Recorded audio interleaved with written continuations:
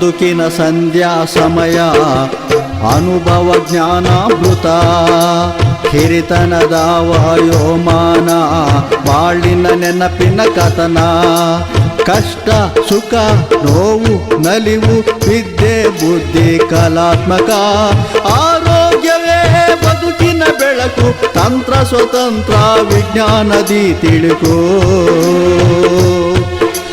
ಹಿರಿಯರಿಗಾಗಿ ಹಿರಿಯರಿಗೋಸ್ಕರ ಅನುಭವ ಕಾರ್ಯಕ್ರಮ ಅನುಭವ ಕಾರ್ಯಕ್ರಮ. ನಮಸ್ಕಾರ. ಇವತ್ತಿನ ದಿನ ನಮ್ಮ ಅನುಭವ ಕಾರ್ಯಕ್ರಮದಲ್ಲಿ ನರೇಂದ್ರ ನಾಯಕ್ ಅವರು 2ನೇ ಎಪಿಸೋಡ್ ಅಲ್ಲಿ ಇನ್ನಷ್ಟು ಕೆಲವು ಮಾಹಿತಿನ ಕೊಡ್ತಾ ಇದ್ದಾರೆ. ನಮ್ಮ ಹಿಂದಿನ ಎಪಿಸೋಡ್ ಅಲ್ಲಿ ನರೇಂದ್ರ ನಾಯಕ್ ಅವರು ಮಂಗಳೂರಲ್ಲಿ ಅವರು ಹುಟ್ಟಿ ಬೆಳೆದದ್ದು, ಮತ್ತೆ ಕಸ್ತೂರ್ಬಾ ಕಾಲೇಜಲ್ಲಿ ಕೆಲಸ ಮಾಡ್ತಾ ಇದ್ರು. ಯಾವ ರೀತಿ ಅವರ ಬಾಲ್ಯದಲ್ಲಿ ಅವ್ರಿಗೆ ಒಂದು ರ್ಯಾಷನಲ್ ಥಿಂಕಿಂಗ್ ಬರಕ್ ಸಾಧ್ಯ ಆಯ್ತು, ಆ ಅಟ್ಮಾಸ್ಫಿಯರ್ ಹೇಗಿತ್ತು ಅಂತ ಅವ್ರು ಅದನ್ನ ಹಂಚ್ಕೊಂಡಿದ್ದಾರೆ. ಅದನ್ನ ನೀವು ಧಾರಾಳವಾಗಿ ಕೇಳಬಹುದು. ಮತ್ತೆ ಇನ್ನೊಂದು ಹೊಸ ಕೇಳುಗರಿಗೆ ಹೇಳ್ಬೇಕು ಅನ್ನೋದಾದ್ರೆ, ಈ ನಮ್ಮ ಅನುಭವ ಕಾರ್ಯಕ್ರಮ ವಿಜ್ಞಾನ್ ಪ್ರಸಾರಿಂದ ಡಿಸೈನ್ ಆಗಿರೋದು. ಡಾಕ್ಟರ್ ಶ್ರೀಧರ್ ಅನ್ನೋರು ಇದರದ್ದು ಪರಿಕಲ್ಪನೆ, ಅವ್ರದ ಇನಿಷಿಯೇಟಿವ್ ಇದು. ಈ ಒಂದು ಕಾರ್ಯಕ್ರಮದ ಮುಖ್ಯ ಉದ್ದೇಶ ಸೀನಿಯರ್ ಸಿಟಿಸನ್ಸ್ ಅಲ್ಲಿ ಯಾವ ರೀತಿ ಒಂದು ಸೈಂಟಿಫಿಕ್ ಟೆಂಪರ್ಮೆಂಟ್, ಹೆಲ್ತ್ ಅಂಡ್ ಟೆಕ್ನಾಲಜಿನ ಅರ್ಥ ಮಾಡ್ಕೊಳ್ಬೇಕು ಅನ್ನೋದು ಈ ಕಾರ್ಯಕ್ರಮದ ಮುಖ್ಯ ಉದ್ದೇಶ. ಇವತ್ತಿನ ದಿನ 2ನೇ ಎಪಿಸೋಡ್ ಅಲ್ಲಿ ನರೇಂದ್ರ ನಾಯಕ್ ಅವರು ಹೇಗೆ ಸೀನಿಯರ್ ಸಿಟಿಸನ್ಸ್ ಒಂದು ಸೈಂಟಿಫಿಕ್ ಅಪ್ರೋಚ್ ನ ಬೆಳೆಸ್ಕೊಳ್ಳಕ್ಕೆ ಖಂಡಿತ ಸಾಧ್ಯ ಇದೆ, ಅದಕ್ಕೆ ಏಜ್ ಖಂಡಿತ ಒಂದು ಮ್ಯಾಟರ್ ಆಗಲ್ಲ ಅನ್ನೋದನ್ನ ಅವ್ರು ನಮ್ಗೆ ತಿಳಿಸ್ಕೊಡ್ತಾ ಇದ್ದಾರೆ. ನಮಸ್ತೆ ಸರ್. ನಿಮ್ಮ ಮಂಗಳೂರು ಬೆಲ್ಟ್ ಅಲ್ಲಿ ದಕ್ಷಿಣ ಕನ್ನಡದಲ್ಲಿ ಆಕ್ಟಿವ್ ಆಗಿ ಕೆಲಸ ಮಾಡ್ತಾ ಇದ್ದೀರಾ. ಹಿಂದಿನ ಎಪಿಸೋಡ್ ಅಲ್ಲಿ ನೀವು ಮಾತಾಡ್ತಾ ಒಂದ್ ಮಾತು ಹೇಳಿದ್ರಿ, 51AH ಅಂತ. ಆ 51AH ನಮ್ಮ ಕಾನ್ಸ್ಟಿಟ್ಯೂಷನ್ ಅಮೆಂಡ್ ಆದಾಗ, ನಮ್ಮ ಸಂವಿಧಾನ ತಿದ್ದುಪಡಿ ಆದಾಗ ಅಂತ ಹೇಳ್ತಾ ಇದ್ರಿ. ನೀವು ಅದನ್ನ ಬೇಸ್ ಮಾಡ್ಕೊಂಡು ಹೇಗೆ ಕೆಲ್ಸಗಳನ್ನ ಮಾಡ್ತಾ ಇದ್ದೀರಾ ಅನ್ನೋದನ್ನ ತಿಳಿಸ್ಕೊಡಿ ಸರ್. ನೋಡಿ, ನೀವು ದಕ್ಷಿಣ ಕನ್ನಡದಲ್ಲಿ ಕೆಲಸ ಮಾಡ್ತಾ ಇದ್ದೀನಿ ಅನ್ನೋದು wrong. I work all over the world.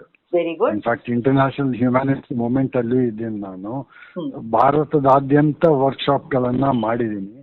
ವೈಜ್ಞಾನಿಕ ಮನೋಭಾವ ಬೆಳೆಸುವಂಥದ್ದು ವಿಜ್ಞಾನ ಪ್ರಸಾರದಲ್ಲೂ ಮಾಡಿದ್ದೀನಿ.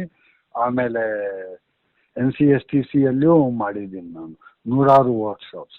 ನ್ಯಾಷನಲ್ ಚಿಲ್ಡ್ರನ್ ಸೈನ್ಸ್ ಕಾಂಗ್ರೆಸ್ಸಿಗೆ I was A regular invitee for nearly 25 years. Okay. So ಇದು ವೈಜ್ಞಾನಿಕ ಮನೋಭಾವವನ್ನು ಸ್ಪ್ರೆಡ್ ಮಾಡಬೇಕಾದ್ರೆ ಪ್ರಶ್ನಿಸುವ ಪ್ರವೃತ್ತಿಯನ್ನು ನಮ್ಮಲ್ಲಿ ಜಾಗೃತಿ ಮಾಡಬೇಕು.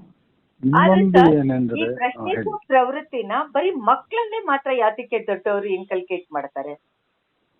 ಯಾಕೆಂದ್ರೆ ಮಕ್ಕಳು ಆರ್ ಮೋರ್ ಓಪನ್ ಮೈಂಡೆಡ್. ನನಗೆ ಲಾಸ್ಟ್ ಫೆಬ್ರವರಿಯಲ್ಲಿ ಮಕ್ಕಳ ಅಕಾಡೆಮಿಯವರು ಮಕ್ಕಳಲ್ಲಿ ವೈಜ್ಞಾನಿಕ ಮನೋಭಾವ ಬೆಳೆಸಲಿಕ್ಕಾಗಿ ರಾಜ್ಯ ಪ್ರಶಸ್ತಿಯನ್ನು ಕೊಟ್ಟಿದ್ರು. ಮಕ್ಕಳಲ್ಲಿ ಕಾನ್ಸಂಟ್ರೇಟ್ ಮಾಡೋದು ಯಾಕೆಂದ್ರೆ ದೊಡ್ಡವರಲ್ಲಿ ಮೈಂಡ್ ಸೆಟ್ ಆಗಿರ್ತದೆ. ಅವರು they will try to rationalise their irrationality. ಗೊತ್ತಾಯ್ತಾ? ಅದು ಹಾಗೆಲ್ಲ ಇರ್ಬೋದು. ಲಾಸ್ಟಿಗೆ ನೀವು ಎಲ್ಲ ವಾದಗಳನ್ನು ಒಪ್ಪಿ ಇರ್ಬೋದು. ಅದು ಏನು ಮಾಡೋದು, ಮೊದಲಿಂದ ನಡ್ಕೊಂಡು ಬಂದಿದೆ, ಅದನ್ನು ನಡೆಸ್ಕೊಂಡು ಹೋಗ್ತೀವಿ ಅಂತ ಹೇಳಿ. ಅವ್ರ ಸಮಾಜ ಏನನ್ನುತ್ತೆ, ನಾನು ಮೊದಲಿಂದ ಏನು ನಡ್ಕೊಂಡು ಬಂದೆ ಅದ್ರ ಬಗ್ಗೆನೂ ಬಾದರ್ ಮಾಡಿಲ್ಲ, ಸಮಾಜ ಏನನ್ನುತ್ತೆ ಅದ್ರ ಬಗ್ಗೆನೂ ನಾನು ಬಾದರ್ ಮಾಡಿಲ್ಲ. Age is just a number ಅಂತ ನನ್ನ ಲೆಕ್ಕ. ಇವಾಗ ಬೆಳಿಗ್ಗೆ 1/2 hour ಗ್ರೌಂಡ್ ಎಕ್ಸರ್ಸೈಸ್, ಅರ್ಧ ಗಂಟೆ ಸ್ವಿಮ್ಮಿಂಗ್, ಅರ್ಧ ಗಂಟೆ ವಾಕಿಂಗ್ ಮಾಡ್ತೀವಿ. ಸಾಯಂಕಾಲ ಮತ್ತೆ ಅರ್ಧ ಗಂಟೆ ಜಿಮ್, ಅರ್ಧ ಗಂಟೆ ವಾಕಿಂಗ್, ಅರ್ಧ ಗಂಟೆ ಸ್ವಿಮ್ಮಿಂಗ್ ಈಗಲೂ ಮಾಡ್ತಾ ಇದ್ದೀನಿ. 3 hours ಡೇ. ಗೊತ್ತಾಯ್ತಾ? And eat only 2 times a day, ಒಂದು ಮಾರ್ನಿಂಗ್ ಒಂದು evening. And my food is very little of cereals. 10% cereals ಇಲ್ಲ. Mainly it is high protein, ಆಮೇಲೆ ಹೈ ಫೈಬರ್. ಈ ಡಯಟಲ್ಲಿ ನಾನು ಇದ್ದೇನೆ. And my BMI is 21. My weight is 65 kilograms. And ಇಷ್ಟವರೆಗೆ ಯಾವುದೇ ಹೇಳಿದಂತ ದೊಡ್ಡ ಪ್ರಾಬ್ಲಮ್ ಬಂದಿಲ್ಲ. It is because I try to observe rationality in my activities as well as ಡಯಟಲ್ಲಿ. ಆದರೆ ಹೆಚ್ಚಿನವರು ನಾವು ಏನು ಮಾಡ್ತೀವಿ ಅಂದರೆ, ವಯಸ್ಸಾಯ್ತಲ್ವಾ, ಸುಮ್ಮನೆ ಕೂತ್ಕೊಂಡಿರೋದು, ನೋ ಆಕ್ಟಿವಿಟೀಸು. ಆಮೇಲೆ ಏನೋ ಹೋದ್ರೆ ನಾವು ಹೋಗಿ ಸಾಯಂಕಾಲ ಭಜನೆ ಮಾಡಿಯಾ, ಪ್ರೇಯರ್ ಮಾಡಿಯಾ, ಇನ್ನೊಂದು ಮಾಡಿಯಾ ಕೂರೋಣ ಅಂತೇಳಿ ಇರ್ತಾರೆ. ಆಧ್ಯಾತ್ಮದ ಹತ್ರ ಒಲವು ತೋರಿಸ್ತಾರೆ. ನನಗೆ ಆಧ್ಯಾತ್ಮ ಎಂಥದ್ದು, ಪರಮಾತ್ಮ ಏನು ಬಿದ್ದದೇ ಇಲ್ಲ. I will concentrate on the physical world more than anything. ತತ್ ಕಾರಣ ನಂದು ಆಟಿಟ್ಯೂಡೇ ಬೇರೆ. 71 ವಯಸ್ಸಾದರೂ ಈಗಲೂ ಇದನ್ನ ಮಾಡ್ತಾ ಇದ್ದೀನಿ. ನಂದೇ ಕಾರ್ ನಾನೇ ಡ್ರೈವಿಂಗ್ ಮಾಡ್ತಾ ಇದ್ದೀನಿ. ಬಟ್ ಈಗ ಸ್ವಲ್ಪ ಹ್ಯಾಂಡಿಕ್ಯಾಪ್ ಇದೆ. ಏನಂದ್ರೆ ಸುಮಾರು 5 ವರ್ಷಗಳಿಂದ 2016ರಿಂದ I am under 24 hours police protection. ಅದೊಂದು ಮಾತ್ರ ಹ್ಯಾಂಡಿಕ್ಯಾಪ್ ಅಷ್ಟೇ. ಯಾಕೆಂದ್ರೆ ಅಷ್ಟು ಥ್ರೆಟ್ಸ್ ಇದೆ ನನ್ನ ಮೇಲೆ. Okay sir. ಸರ್, ಈಗ ನೀವು ಅಧ್ಯಾತ್ಮ ಅಂತ ಹೇಳಿದಾಗ ಇತ್ತೀಚಿನ ವರ್ಷಗಳಲ್ಲಿ ನಮ್ಗೆಲ್ರಿಗೂ ತಿಳಿದಿರೋ ಹಾಗೆ ಹೆಲ್ತ್ ಸ್ಟ್ರಕ್ಚರ್ ಸ್ವಲ್ಪ ಇಂಪ್ರೂವ್ ಆಗಿರೋದ್ರಿಂದ ಆಯಸ್ಸು ಕೂಡ ಜಾಸ್ತಿ ಆಗ್ತಾ ಇದೆ. ಅಧ್ಯಾತ್ಮ ಅನ್ನೋ ಹೆಸರಿನಲ್ಲಿ ತುಂಬಾ ಜನ ದೇವರನ್ನ ಯೂಸ್ ಅಂಡ್ ಅಬ್ಯೂಸ್ ಮಾಡ್ತಾ ಇದ್ದಾರೆ ಅನ್ನೋದು ನನ್ನ ಒಂದು ಇಂಡಿವಿಜುವಲ್ ಅಬ್ಸರ್ವೇಷನ್. ಈ ತರದ್ದು ಎಲ್ಲ ಕಡೆಗೂ ಕೂಡ ಭಜನಾ ಮಂಡಳಿ ಜಾಸ್ತಿ ಆಗಿದೆ. ಇದು ಒಪ್ಕೊಳ್ಳುವಂತ ಮಾತಾ ಸರಿಯಾಗಿದೆಯಾ? ಇದು ನಮ್ಮ ಒಂದು ಸೋಷಿಯಲ್ ಫ್ಯಾಬ್ರಿಕ್ ಇದು ಬ್ಯಾಲೆನ್ಸ್ ಆಗುತ್ತಾ? ಈ ತರ ಇದ್ದಕ್ಕಿದ್ದ ಹಾಗೆ ದೇವರ ಹೆಸರಿನಲ್ಲಿ ಎಲ್ಲಾ ಸೀನಿಯರ್ಸ್ ಪೂಜೆ ಎಕ್ಸೆಟ್ರಾ ಮಾಡ್ತಾ ಇರೋದು. ನೋಡಿ, probability is the fear of the unknown. ಮುಂದೆ ಏನಾಗುತ್ತೆ ಅನ್ನೋದು ಭಯನೂ ಇರಬಹುದು. ನನಗೆ ಸತ್ತ ಮೇಲೆ ಏನಾಗುತ್ತೆ ಅಂತ ಭಯ ಇಲ್ಲ. ಬಿಕಾಸ್ ಐ ನೋ ಎಕ್ಸಾಕ್ಟ್ಲಿ ನಾನು ಸತ್ತ ಮೇಲೆ ನನಗೆ ಏನಾಗುತ್ತೆ ಅಂತೇಳಿ. ಏನು ಗೊತ್ತಾ, my body will go to the Kasturba medical college. Already donate ಮಾಡಿದ್ದೀನಿ ನಾನು. ಸೊ ಆ ಬಗ್ಗೆನೂ ತಲೆ ಕೆಡಿಸ್ಕೊಳ್ಳೋದಿಲ್ಲ ನಾನು. Because once you are dead, you are dead. ಆ ಫಿಯರ್ ಆಫ್ ದಿ ಡೆತ್ ಅಲ್ಲಿ ಇರೋ ಜನಗಳಿಗೆ ಕಾರಣದಿಂದಾಗಿ ಅವರು ಅಧ್ಯಾತ್ಮದ ಹತ್ರ ಹೋಗೋದು ಜಾಸ್ತಿ. ಆಮೇಲೆ ಸತ್ ಮೇಲೆ ಪಿಂಡ ಯಾರು ಬಿಡ್ತಾರೆ, ನಮ್ಮ ಶ್ರಾದ್ದ ಯಾರು ಮಾಡ್ತಾರೆ ಅಂತ ನಾವು ಹೇಳ್ಕೊಳ್ಬಹುದು. ನನಗೆ ಯಾರು ಶ್ರಾದ್ದ ಮಾಡಬೇಕಾಗಿಲ್ಲ, ಯಾರು ಪಿಂಡ ಬಿಡಬೇಕಾಗಿಲ್ಲ. ನಾನು ಅನಾಟಮಿ ಇನ್ನೊಬ್ಬರ ಶರೀರದ ಮೇಲೆ ಕಲಿತೆ, ನನ್ನ ಶರೀರದ ಮೇಲೆ ಇನ್ನೊಬ್ಬರ ಅನಾಟಮಿ ಕಲೀಲಿ, ಅಷ್ಟೇ ನಂದು attitude. I learned anatomy on somebody's body, let others learn my body. ಅಲ್ಲಿಗೆ ಮುಗಿದೋಯ್ತಲ್ವಾ? ಸರ್, ಈ ಕಾಂಟೆಕ್ಸ್ಟ್ ಅಲ್ಲಿ ನೀವು ಆಧ್ಯಾತ್ಮ ಅನ್ನೋದನ್ನ ಯಾವ ತರ ಡಿಫೈನ್ ಮಾಡ್ತೀರಾ? ನಾನು so called unknown worship, unknown fear, ಅದನ್ನು ನಾನು ಅಧ್ಯಾತ್ಮ ಅಂತ ಹೇಳ್ತೀನಿ. You may call that a spirituality. ಅದಕ್ಕೆ ಬೇರೆ ಬೇರೆ ಉತ್ತರ ಕೊಡ್ಬೋದು. ಬಟ್ ಮುಖ್ಯವಾಗಿ ಅದರಲ್ಲಿ ಇರೋದೇನೆಂದ್ರೆ ನಮ್ಗೆ ಏನು ಗೊತ್ತಿಲ್ವೋ ಅದರದ್ದು ಭಯ. That is the fear of the unknown.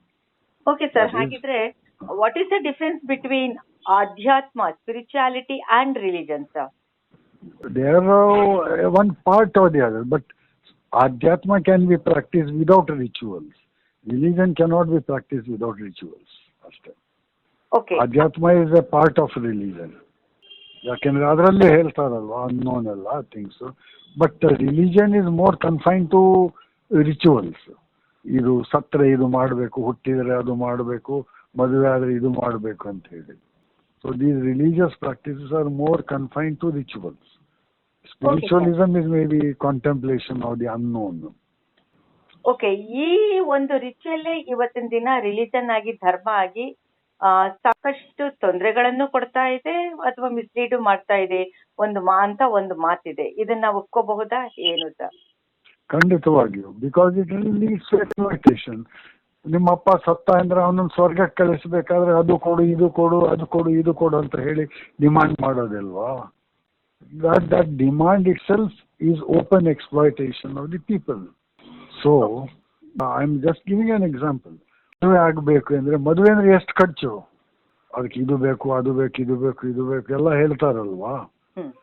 All the rituals come there and the rituals will cost. ಹಣ ಕೊಡಬೇಕು. ನೀವು ಯಾರು ಬಿಟ್ಟಿ ಮಾಡ್ತಾರಾ? ಅಧ್ಯಾತ್ಮ ಎಲ್ಲ ಮಾಡೋರು, ಸೋ ಕಾಲ್ಡ್ ಆಧ್ಯಾತ್ಮಿಗಳು, ಅವರನ್ನು ಮೆಜರ್ ಮಾಡ್ತೀರಿ ಹೇಗೆ ಅವರ ಸಕ್ಸಸ್?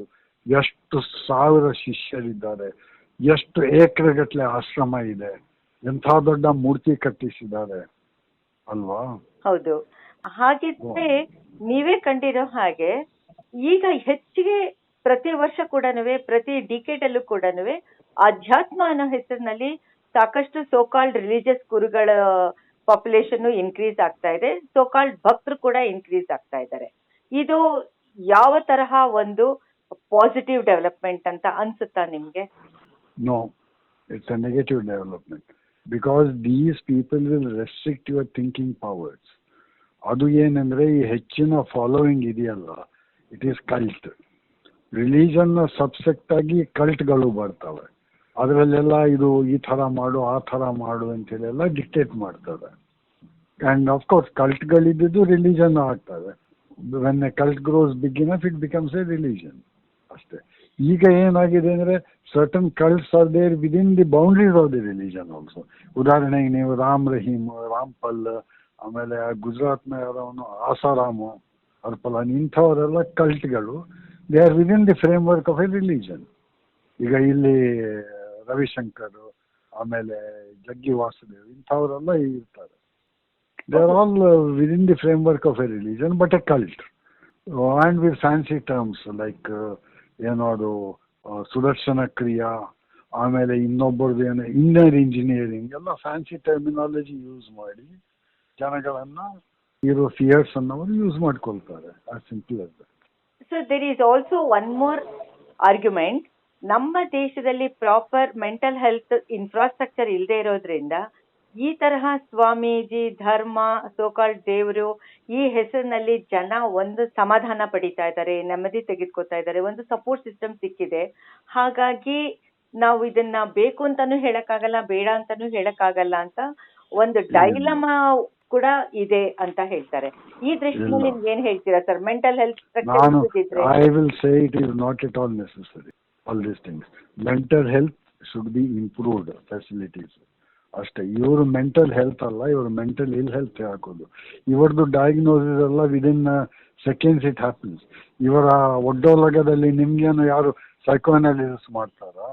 ಏನಿಲ್ಲ, ಏನ್ರಿ ಅವನ ಮಗು ಆ ಥರ ಈ ಥರ ಮಾಡು ಅಂತೇಳಿ ಕ್ವಿಕ್ ಬ್ಯಾಂಡೇಡ್ ಸೊಲ್ಯೂಷನ್ಸ್ ಎಲ್ಲ ಇವರು ಕೊಡೋದು ಅಷ್ಟೇ.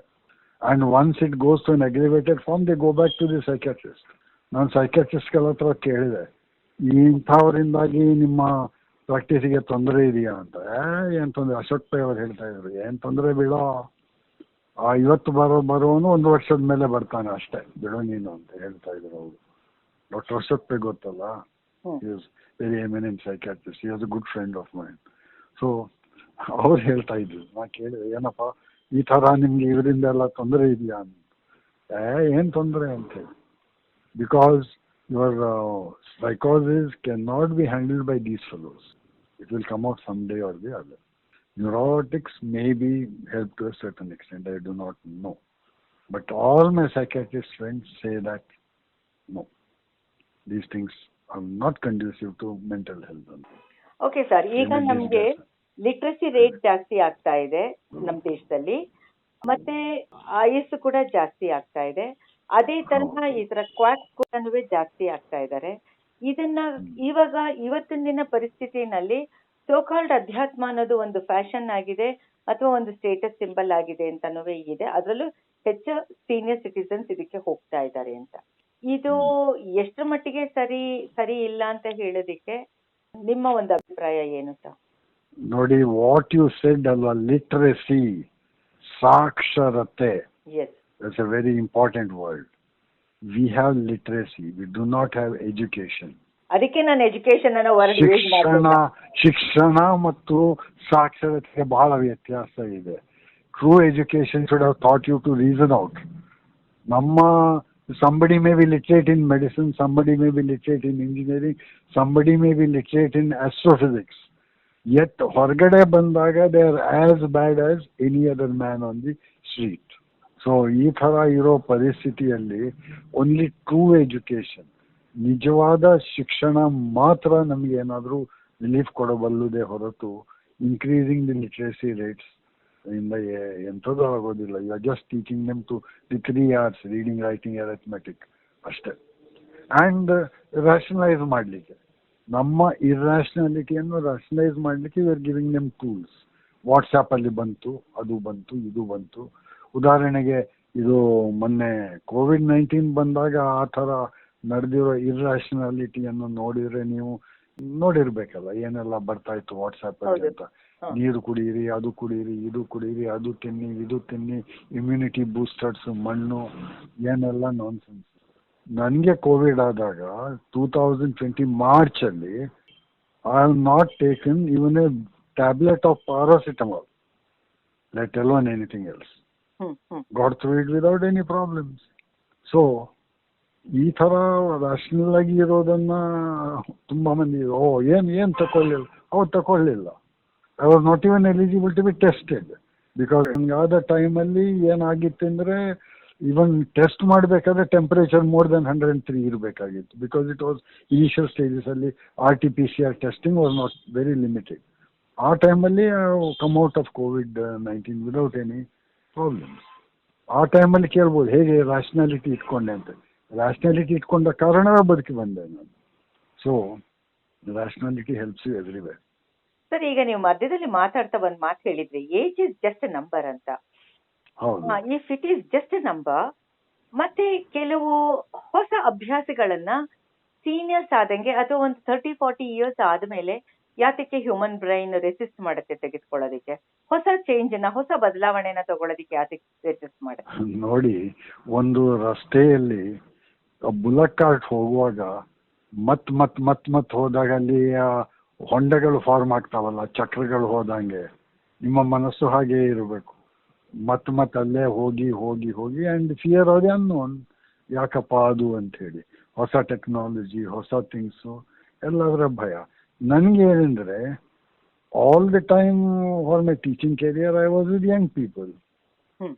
ಐ ವಾಸ್ ವಿತ್ ದೆಮ್ 18-19 ಇಯರ್ಸ್ನ ಮಕ್ಕಳು. So I developed a mentality like them, always open to new things. ಅದರದ್ದು ಅವ್ರು ಕಲ್ಸ್ಕೊಡ್ತಾರೆ, what is this sir, you do like this ಅಂತ ಹೇಳಿ. ಸೊ ನೀವು ಹೇಳೋ ಪ್ರಕಾರ ನಿಮ್ಮ ಒಂದು ಲೈಫ್ ಸ್ಟೈಲ್ ಅಲ್ಲಿ, ನಿಮ್ಮ ಒಂದು ಜೀವನದಲ್ಲಿ ಜನರೇಷನ್ ಗ್ಯಾಪ್ ಅನ್ನೋ ವರ್ಡ್ಗೆ ಅರ್ಥನೂ ಇಲ್ಲ, ಜಾಗನೂ ಇಲ್ಲ. ಹೌದು. ಆಗಿನ ಕಾಲದಲ್ಲಿ, ಈಗ ನಾನು 2006 ಅಲ್ಲಿ ರಿಸೈನ್ ಮಾಡಿದೆ, ವಾಲಂಟಿಯರ್ ರಿಟೈರ್ಮೆಂಟ್ ತಗೊಂಡಿದ್ರಲ್ಲ, ಐ ರಿಸೈನ್ಡ್. ಇವಾಗ ಆಯ್ತಲ್ವಾ 15 ವರ್ಷ. ಬಟ್ ನೀವು 51AHಗೆ ನೀವು ಮೆಂಟರ್ ಆಗಿದ್ದೀರಾ, ಗೈಡ್ ಆಗಿದ್ದೀರಾ, ಫಿಲಾಸಫರ್ ಆಗಿದ್ದೀರಾ. ಇಲ್ಲಿ ನೀವು ಯಾವ ರೀತಿ ಸೈಂಟಿಫಿಕ್ ಟೆಂಪರ್ಮೆಂಟ್ ನ ಪ್ರಮೋಟ್ ಮಾಡ್ತಾ ಇದ್ದೀರಾ ಸರ್? ಇಲ್ಲಿ ನೋಡಿ, it is the younger generation who is doing it through the dialogues, through the debates, all through that they are developing the questioning tendency in children. ನಮ್ಮ 51AH ಗ್ರೂಪ್ಸ್ ಇದೆಯಲ್ಲ, Kannada, English ಎಲ್ಲ, ಆ groups ಅನ್ನ ಸ್ವಲ್ಪ youngsters ಬಂದಿದ್ರು. They said we want to develop something amount. I said come with specific things what you are going to do ಅಂತ ಹೇಳಿ. Then they came up. Then we started the organization. So now it is doing well, 51AH. Okay, sir. There is an organization called as 51AH, a trust. So ಸ್ನೇಹಿತರೆ, ಇಷ್ಟೊತ್ತವರೆಗೂ ನರೇಂದ್ರ ನಾಯಕ್ ಅವ್ರ ಮಾತುಗಳನ್ನ ಕೇಳಿದ್ರಲ್ಲ. ಇವ್ರ ಹತ್ರ ಮಾತಾಡ್ತಾ ಇರ್ಬೇಕಾದ್ರೆ ನನಗಾಗ್ಲಿ ಅಥವಾ ಕೇಳಿಸ್ಕೊತಾ ಇರೋರು ನಿಮಗಾಗ್ಲಿ ಬಹುಶಃ ಅನ್ಸಿರ್ಬಹುದು, age is just a number ಅಂತ ಸರ್ ಮಧ್ಯದಲ್ಲಿ ಹೇಳಿದ್ರಲ್ಲ. That is really true. ಯಾಕೆ ಅಂತಂದ್ರೆ ನಾನು ಇಂಡಿವಿಜುವಲ್ ಆಗಿ 51AH ಆಕ್ಟಿವಿಟೀಸ್ ನ ನೋಡ್ತಾ ಇದ್ದೀನಿ, ಒಂದು. ಅಂಡ್ ಸೆಕೆಂಡ್ಲಿ ಇವರ ಒಂದು ಇನ್ವಾಲ್ವ್ಮೆಂಟ್ ಇನ್ ವಾಟ್ಸ್ಆಪ್ ಗ್ರೂಪ್ ಅಲ್ಲಿ ಆಗ್ಬೋದು, ಮತ್ತೆ ಫಿಸಿಕಲ್ ಆಕ್ಟಿವಿಟೀಸ್ ನ ಕೂಡ ತುಂಬಾ ಕ್ಲೋಸ್ಲಿ ನಾನು ವಾಚ್ ಮಾಡ್ತಾ ಇದ್ದೀನಿ. ಹಾಗಾಗಿನೇ ಇವತ್ತು ನಮ್ಮ ಅನುಭವ ಕಾರ್ಯಕ್ರಮಕ್ಕೆ ನರೇಂದ್ರ ನಾಯಕ್ ಸರ್ ತುಂಬಾ ತುಂಬಾ ಸೂಕ್ತವಾದ ವ್ಯಕ್ತಿ ಅಂತ ತೆಗೆದುಕೊಂಡಿದ್ದು. ತುಂಬಾ ಚೆನ್ನಾಗಿ ಮಾತಾಡಿದ್ದಾರೆ, ಇಲ್ಲ ಅಂತ ಹೇಳಿಲ್ಲ. ಆದ್ರೆ ಒಂದು ಸೈಂಟಿಫಿಕ್ ಟೆಂಪರ್ಮೆಂಟ್ ಇಟ್ಕೊಂಡು ತಮ್ಮ ಬದುಕನ್ನ ಅರ್ಥ ಮಾಡ್ಕೊಂಡು ಅನಲೈಸ್ ಮಾಡ್ಕೊಂಡು ಬದುಕೋದಿದೆಯಲ್ಲ, ದಟ್ ಈಸ್ ಮೋಸ್ಟ್ ಇಂಪಾರ್ಟೆಂಟ್. ಹಾಗಾಗಿನೇ ಇವತ್ತಿನ ದಿನ ನಮ್ಗೆ ನರೇಂದ್ರ ನಾಯಕ್ ಸರ್ ಅವರ ಒಂದು ಲೈಫ್ ಎಕ್ಸ್ಪೀರಿಯನ್ಸ್ ನ ನಮ್ಗೆ ಶೇರ್ ಮಾಡಿದ್ರಲ್ಲ.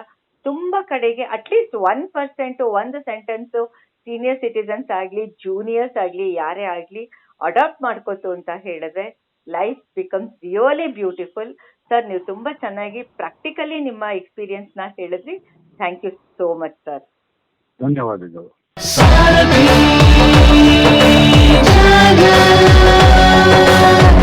ನೀವು ಕೇಳ್ತಾ ಇದ್ದೀರಾ ಸಾರಥಿ ಝಲಕ್ 90.4 FM. ಕೇಳ್ರಪ್ಪೋ ಕೇಳ್ರಿ.